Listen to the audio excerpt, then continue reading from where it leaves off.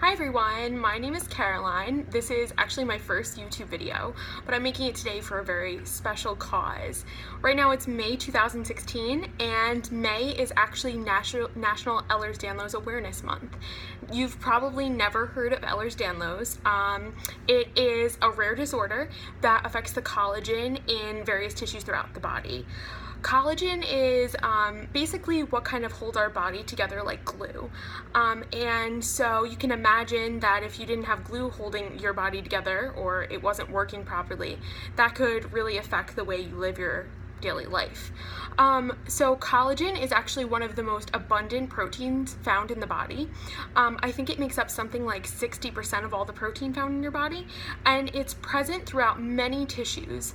Some of these tissues include your skin, your tendons, ligaments, muscles, your eyes, your brain, your intestines. It's found, seems like, everywhere. So you could also imagine how if someone had a problem with collagen, it would affect many different parts of their body. And they would have these symptoms that affected many different systems. And so you could probably understand how that would be hard to get a good diagnosis of what's going on when you come to the doctor and you have all of these symptoms affecting all different areas of the body. So Ehlers-Danlos is a rare disorder, but one of the reasons that it's probably considered so rare, in part, is because many people who have it aren't diagnosed. That's because these symptoms are confusing to doctors, affecting so many different parts of the body. So for example, for me, I have the hypermobility type of Ehlers-Danlos, and I'm going to tell you about the different types in a little bit. But for me, it really affects my ligaments, my tendons, my muscles. I kept getting all these injuries as a little kid, and I was also stretchy and flexible. But there are a lot of people who are stretchy and flexible, right? Well, I'll talk a little bit more about that in a bit. I never really thought that my flexibility was anything crazy. I can barely put my legs behind my head, so maybe for some that's an accomplishment in itself, but I'm not over the top crazy stretchy, but I am more flexible than I should be. And so that might seem cool at first, or like even advantageous, because gymnasts and dancers, flexibility is something that is like a really important for their job. And so for them this is advantageous, but when it starts to go so far that it's pathological, that's when you have a problem. So try to imagine that, I have lax joints, lax soft tissue. And so when I walk down the street, I've got my feet, my ankles, my knees, my hips, my back. Those are kind of the main things we associate with walking. Of course, our arms, our hands, our shoulders, they're all involved too. But we can imagine that those lower parts play a big role in walking, obviously. So imagine that you're trying to walk down the street and the support for your joints, so like those ligaments and tendons that kind of keep everything, that connect everything at those joints, such as your ankles or knees, are really loose and stretchy. And so when you try to walk down the street, you're trying to hold everything together because it's so bendy and wobbly, because the things that are supposed to be providing adequate support are just more stretchy and loose than they should be. You can imagine how that kind of makes you feel kind of wiggly jiggly and loosey goosey, and it can actually create a lot of pain within your joints and can make walking tiring and just not fun. So I'm sure that's kind of an easy example of how you can imagine Ehlers-Danlos affects people on a daily basis and what it's kind of like living life without glue that works. Now, Ehlers-Danlos also affects my skin. That's another major tissue involved in Ehlers-Danlos, meaning that my skin is extra stretchy. So, for example, my hand skin, I have mildly hyperextensive skin, mild to moderate maybe. So it's not extreme. If you Google Ehlers-Danlos, you will see people who can like pull out their neck skin really far. That's a different type of Ehlers-Danlos, and that's called the classical type. So they have a lot more skin involvement. I guess I can start talking a bit about the types of Ehlers-Danlos now that you kind of understand what it is. There are several different types of Ehlers-Danlos because there are several different genes that cause Ehlers-Danlos, and they kind of manifest themselves in different ways, affecting different tissues more so than the other, or just differences like that. So unfortunately, yes, we can do genetic testing, which is just like a mouth swab they do, where they collect some of your cheek cells for examination. And so the type of Ehlers-Danlos I have is called the hypermobility type. It's the most common type of Ehlers-Danlos. However, unfortunately, I think it's like 97% of people who have it will not get any positive result on a genetic test. That's because they don't know the specific gene responsible for this type of Ehlers-Danlos, and that kind of sucks because it's also the most common form of Ehlers-Danlos. But just from a clinical examination, most people who have Ehlers-Danlos, it's pretty undoubtable that they have some kind of condition related to this class of conditions called Ehlers-Danlos, or even just connective tissue disorders. You can pretty clearly, I think, identify someone with Ehlers-Danlos if you know what you're looking for. Then the question is, what type do they have, and is it going to show up on a genetic test? So, except for a very small percentage of people who have the hypermobility type, the rest of us don't show up on any genetic test, which is a little unvalidating, I guess, because you have the concrete evidence because you know it's indisputable based on your symptoms, but you wish you had that piece of paper sometimes, I think, to just give you the validity that all these things that you've been experiencing your entire life are real. But I know they're real. So that's the hypermobility type. It basically has pretty severe joint laxity that affects people on a huge range. That's the thing about Ehlers-Danlos syndrome. You could have someone who doesn't even know they have it. In fact, it's even advantageous because maybe they're a gymnast. They have problems down the line, but they don't even get diagnosed because they don't even know. And sometimes they'll be told, oh, you have loose joints, or you have joint hypermobility syndrome. Those are all things that people with Ehlers-Danlos will hear before they get diagnosed. Oh, you have loose joints. Oh, you have joint hypermobility syndrome. Turns out those things kind of all are on a spectrum, on a continuum with Ehlers-Danlos syndrome. So, and maybe that's another video for another time. It's a little bit of a confusing topic. Or even, by the way, double-jointed people. Double-jointed, that doesn't exist. That is joint hypermobility. Now, the extent to which you have it determines whether or not you have something that can be classified as serious as Ehlers-Danlos syndrome. Many people have hypermobile joints. That doesn't mean you have EDS, but it could mean you have EDS. So the hypermobile type has mild to moderate elastic skin. You don't actually, from what I've read, you don't actually have to have really stretchy skin for the hypermobile type. Most people with the hypermobile type have had or continue to have chronic joint subluxations and joint dislocations. Subluxations are partial dislocations where something comes out of place and then kind of like pops itself back in.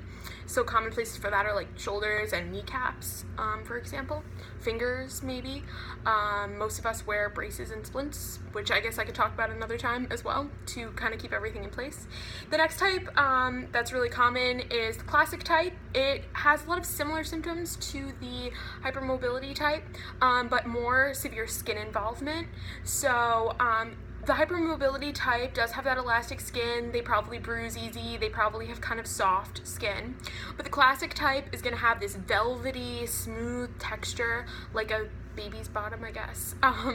And they also may have atrophic scarring. I actually have atrophic scarring. It's basically like, imagine a stretch mark, except it's more like a stretch rip.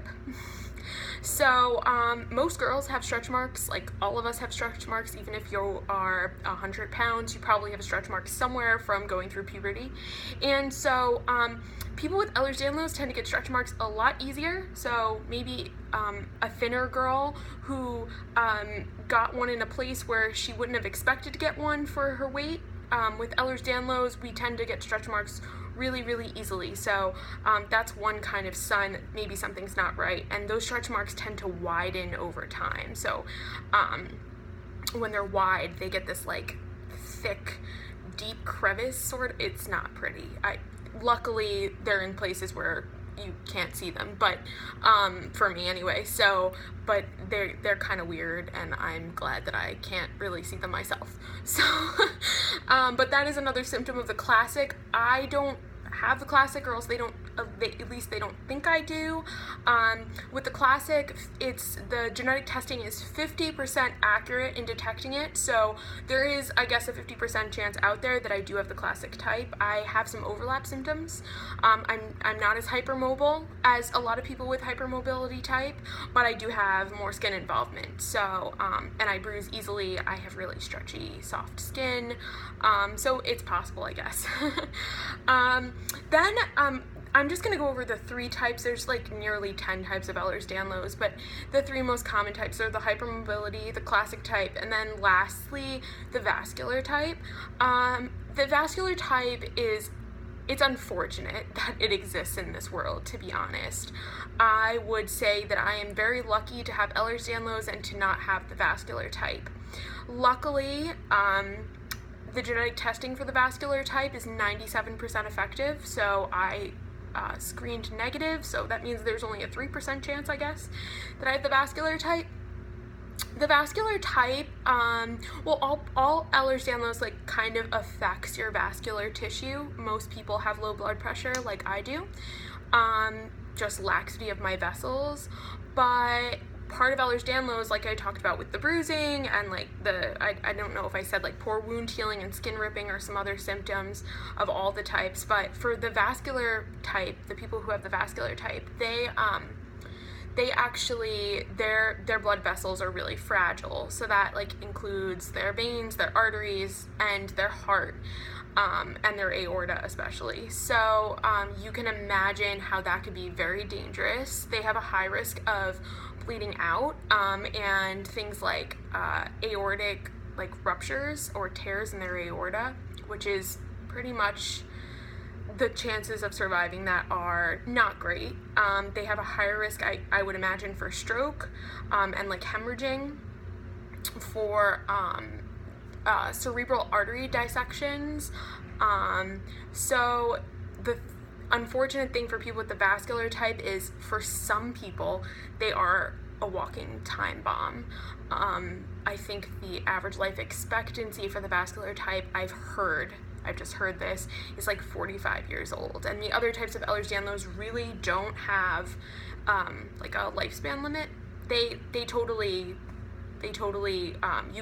there are complications with EDS that I guess, like Chiari malformation, that could potentially lead to life-threatening issues, but for the most part, the vascular type is life-threatening, and unfortunately, because of the lack of awareness about Ehlers-Danlos syndrome, it often goes undiagnosed. So that is actually, the vascular type is one of the reasons why getting out information about Ehlers-Danlos is so important, because it really can be life-saving.